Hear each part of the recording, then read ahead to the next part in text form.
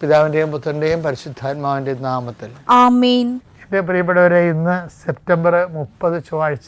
അമ്മേ പരിശുദ്ധമേ, അമ്മേ പരിശുദ്ധമേ, ദൈവമാതാവേ, കൃപാസനത്തിലൂടെ ഞങ്ങൾക്കും ഞങ്ങളുടെ ദേശത്തിനും അമ്മ മധ്യസ്ഥം തേടി തന്ന എല്ലാ അനുഗ്രഹങ്ങൾക്കും കൃപകൾക്കും ഞങ്ങളിപ്പോൾ ഹൃദയം നിറഞ്ഞ നന്ദി പറയുന്നു. അമ്മേ പരിശുദ്ധമേ, അമ്മേ പരിശുദ്ധമേ, ദൈവമാതാവേ, 2004 ഡിസംബർ 7 ഉച്ചകഴിഞ്ഞ് 2:30 കൃപാസനത്തിൽ സംഭവിച്ച അമ്മയുടെ പ്രത്യക്ഷപ്പെടലിനെ കുറിച്ച് തിരുസഭയ്ക്ക് സമർപ്പിച്ചിരിക്കുന്ന പഠനരേഖകളുടെ മേൽ സഭാത്മകമായ പഠനം ആരംഭിക്കുവാൻ ഞങ്ങൾ പ്രാർത്ഥിക്കുന്നു.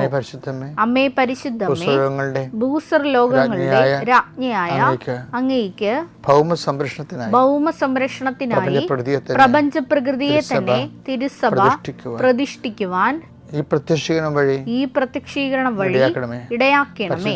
പരിശുദ്ധമേ, ജപമാല മാതാവേ, സകല കൃപാസനം പ്രാർത്ഥനകളോടും ചേർത്ത് ഞങ്ങളിപ്പോൾ പ്രാർത്ഥിക്കുന്ന ഈ കുടുംബത്തിന്റെ പ്രത്യേക നിയോഗം പറമക്കളെ,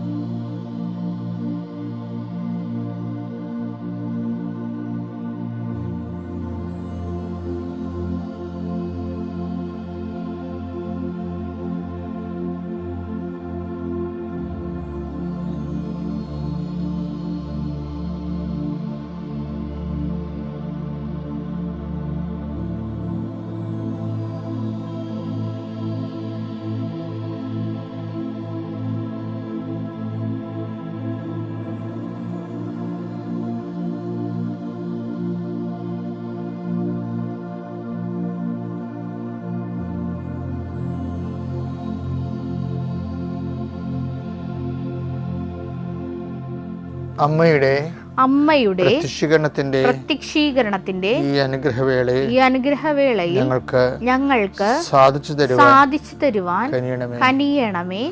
ആമേൻ. വിശ്വാസ പ്രമാണം. സർവശക്തനായ പിതാവും ആകാശത്തിന്റെയും ഭൂമിയുടെയും സൃഷ്ടാവുമായ ദൈവത്തിൽ ഞാൻ വിശ്വസിക്കുന്നു. അവിടുത്തെ ഏകപുത്രനും ഞങ്ങളുടെ കർത്താവുമായ ഈശോമിശിഹായിലും ഞാൻ വിശ്വസിക്കുന്നു. ഈ പുത്രൻ പരിശുദ്ധാത്മാവിനാൽ ഗർഭസ്ഥനായി കന്യകാമറിയത്തിൽ നിന്ന് പിറന്ന് പൊന്തിയോസ് പീലാത്തോസിന്റെ കാലത്ത് പീഡകൾ സഹിച്ച് കുരിശിൽ തറയ്ക്കപ്പെട്ട് മരിച്ച് അടക്കപ്പെട്ട് പാതാളങ്ങളിൽ ഇറങ്ങി മരിച്ചവരുടെ ഇടയിൽ നിന്ന് 3-ാം നാൾ ഉയർത്ത് സ്വർഗത്തിലേക്ക് എഴുന്നള്ളി സർവശക്തിയുള്ള പിതാവായ ദൈവത്തിന്റെ വലതുഭാഗത്തിരിക്കുന്നു. അവിടെ നിന്ന് ജീവിക്കുന്നവരെയും മരിച്ചവരെയും വിധിക്കുവാൻ വരുമെന്നും ഞാൻ വിശ്വസിക്കുന്നു. പരിശുദ്ധാത്മാവിലും ഞാൻ വിശ്വസിക്കുന്നു. വിശുദ്ധ കത്തോലിക്കാ സഭയിലും പുണ്യവാന്മാരുടെ ഐക്യത്തിലും പാപങ്ങളുടെ മോചനത്തിലും ശരീരത്തിന്റെ ഉയർപ്പിലും നിത്യമായ ജീവിതത്തിലും ഞാൻ വിശ്വസിക്കുന്നു. ആമേൻ. സ്വർഗ്ഗസ്ഥനായ ഞങ്ങളുടെ പിതാവേ, അങ്ങയുടെ നാമം പൂജിതമാകണമേ. അങ്ങയുടെ രാജ്യം വരണമേ. അങ്ങയുടെ തിരുമനസ് സ്വർഗത്തിലെ പോലെ ഭൂമിയിലും ആകണമേ. അന്നു വേണ്ടുന്ന ആഹാരം ഇന്ന് ഞങ്ങൾക്ക് തരണമേ. ഞങ്ങളോട് തെറ്റ് ചെയ്യുന്നവരോട് ഞങ്ങൾ ക്ഷമിക്കുന്നത് പോലെ ഞങ്ങളുടെ തെറ്റുകൾ ഞങ്ങളോടും ക്ഷമിക്കണമേ. ഞങ്ങളെ പ്രലോഭനത്തിൽ ഉൾപ്പെടുത്തരുതേ, തിന്മയിൽ ഞങ്ങൾ രക്ഷിക്കണമേ. ആമേൻ. നന്മ നിറഞ്ഞ മറിയമേ, സ്വസ്തി. കർത്താവ് അങ്ങയുടെ കൂടെ സ്ത്രീകളിൽ അങ്ങ് അനുഗ്രഹിക്കപ്പെട്ടവളാകുന്നു. അങ്ങയുടെ ഉദരത്തിൻ ഫലമായി ഈശോ അനുഗ്രഹിക്കപ്പെട്ടവനാകുന്നു.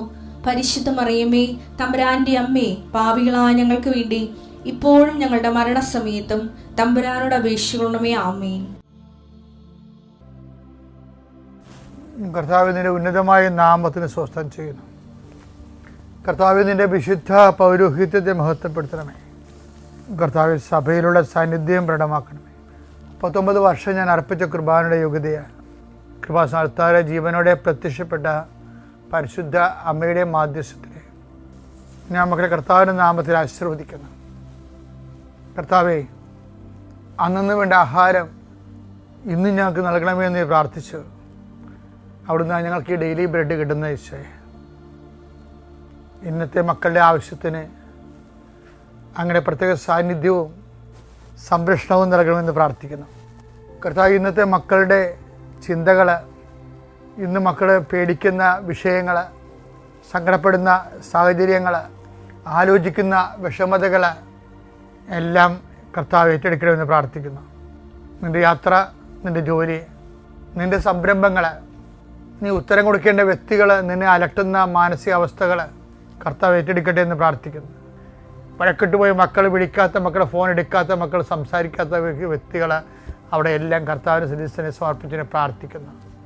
കല്യാണങ്ങൾ വന്നും പോയിരിക്കുന്നു, പല പല കല്യാണം നടക്കുന്നില്ല. അതുപോലെ തന്നെ പല കാര്യങ്ങൾക്കും ഒത്തുചെയ്യ സമയമാകുമ്പോൾ പണമില്ലാത്ത അവസ്ഥ വരുന്നു. എന്ത് ചെയ്യുമെന്ന് അറിയാൻ പാടില്ലാതെ നിൽക്കുന്ന, അന്തം മുട്ടി നിൽക്കുന്ന മക്കളെ അവരെ കർത്താവിൻ്റെ നാമത്തിൽ അവരെ ആശീർവദിക്കുന്നു. കർത്താവെ എങ്ങനെ ജീവിക്കും എന്ന് വിചാരിച്ച് ഒരു വഴിയും കാണാതിരിക്കുന്നവർക്ക് ഇന്ന് നീ വഴി കാണിക്കണം കർത്താവെ. 17 മണിക്കൂറിനുള്ളിൽ അവർക്ക് വഴി കാണിക്കാൻ വേണ്ടി പരിശുദ്ധമതയും അതവനെ ഏൽപ്പിക്കുന്നു. എൻ്റെ കർത്താവിൻ്റെ ഉന്നതമായ നാമത്തിൽ, സഭയുടെ അധികാരത്തിൽ, കുരിശിൻ്റെ അടയാളത്തിൽ, ദൈവശക്തിയ ദൈവവേദന ഞാൻ അനുഗ്രഹിക്കപ്പെടട്ടെ. എല്ലാ നിയമത്തിൻ്റെ കാർക്കശ്യം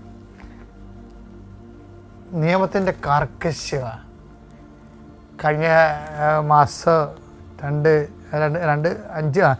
5 മാസം മുമ്പ് നസ്രുള്ള ഇസ്രയേൽ സൈന്യം കൊന്നൊരു ദിവസം ഞാൻ ഇസ്രയേലിലുണ്ടായിരുന്നു.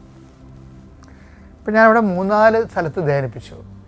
ജെറുസലേം, അതുപോലെ തന്നെ ജോപ്പ, തെല്ലവീവ്, കുറേ സ്ഥലത്ത് ധ്യാനിപ്പിച്ചു. അപ്പോൾ വെള്ളിയാഴ്ച വൈകുന്നേരം ആകുമ്പോൾ തന്നെ പിൻ ഡ്രോപ്പ് സൈലൻസ് ആണ്. അത് യുദ്ധം നടന്നാൽ എന്താ പോകാൻ അതെനിക്കറിയാം. ശനിയാഴ്ചയ്ക്ക് വേണ്ടിയുള്ള ഒരുക്കമാണ്. ആ ജനം ഇന്നും ആ സാമ്പത്തിക മോഡലാണ്. ഇപ്പം ഞാൻ അവിടുത്തെ അച്ഛനോട് തന്നെ സാമ്പത്തിൻ്റെ ഇത്രയും കടകമ്പളങ്ങളൊക്കെ വെള്ളിയാഴ്ച തന്നെ അടച്ചേക്കണേ വൈകുന്നേരം ആകുമ്പോൾ തന്നെ. ശനിയാഴ്ച തുറക്കണ പ്രശ്നമില്ല.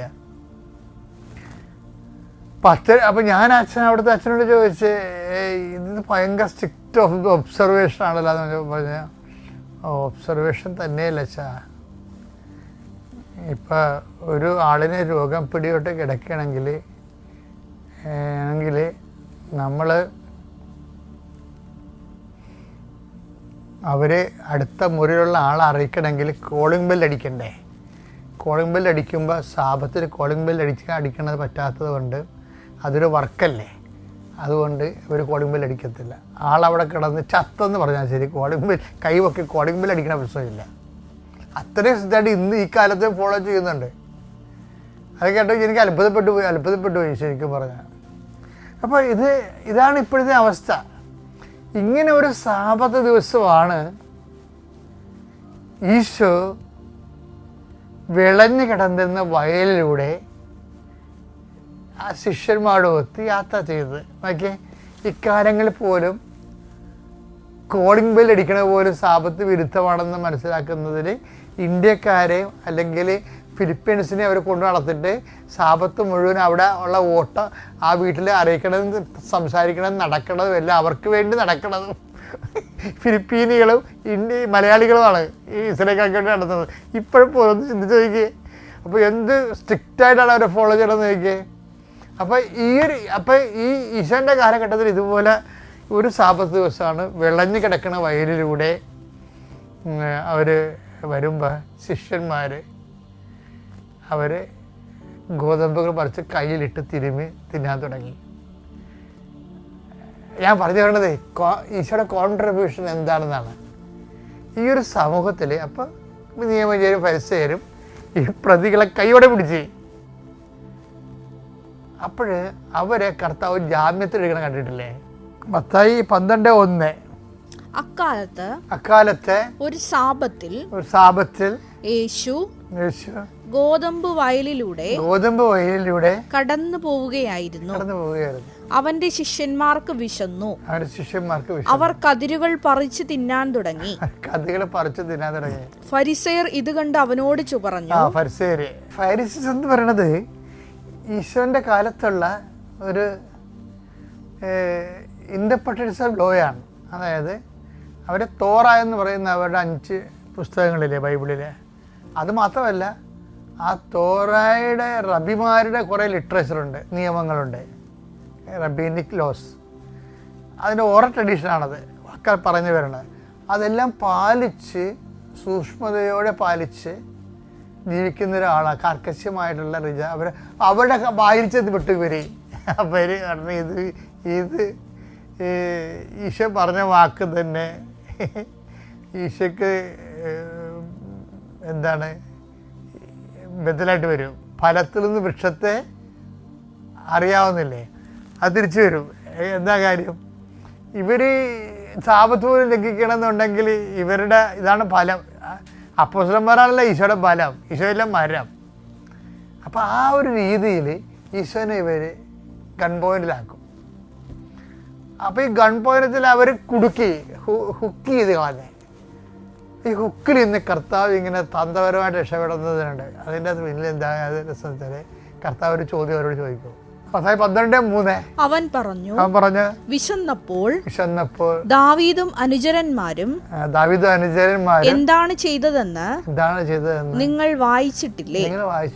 അവൻ ദൈവഭവനത്തിൽ പ്രവേശിച്ച് പുരോഹിതന്മാർക്കല്ലാതെ തനിക്കോ സഹചരന്മാർക്കോ ഭക്ഷിക്കാൻ അനുവാദമില്ലാത്ത കാഴ്ചയപ്പം ഭക്ഷിച്ചതെങ്ങനെ?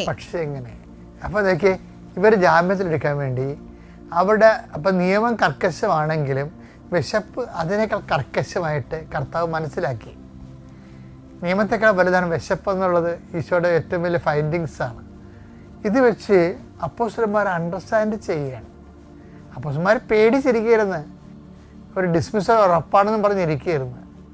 പക്ഷെ കർത്താവിൻ്റെ അനന്ത കാരുണ്യം, ഈ കാരുണ്യം തന്നെയാണ് ഈ അണ്ടർസ്റ്റാൻഡ്. കാരുണ്യമെന്ന് നമ്മൾ പറയും, പക്ഷെ അതല്ല, അത് ശരിക്കും പറഞ്ഞ അണ്ടർസ്റ്റാൻഡിങ് ലവാണ്. അത്യപൂർവ ദൈവാനുഭവങ്ങൾ ഇനി നിങ്ങൾക്കും സ്വന്തം. ഈ യൂട്യൂബ് ചാനൽ ഇതുവരെ സബ്സ്ക്രൈബ് ചെയ്തിട്ടില്ലെങ്കിൽ ഇപ്പോൾ തന്നെ സബ്സ്ക്രൈബ് ചെയ്യുക. ഈ വീഡിയോ ഇപ്പോൾ തന്നെ നിങ്ങളുടെ സുഹൃത്തുക്കൾക്ക് ഷെയർ ചെയ്തുകൊണ്ട് കർത്താവിൻ്റെ പ്രേക്ഷിതരാകുക.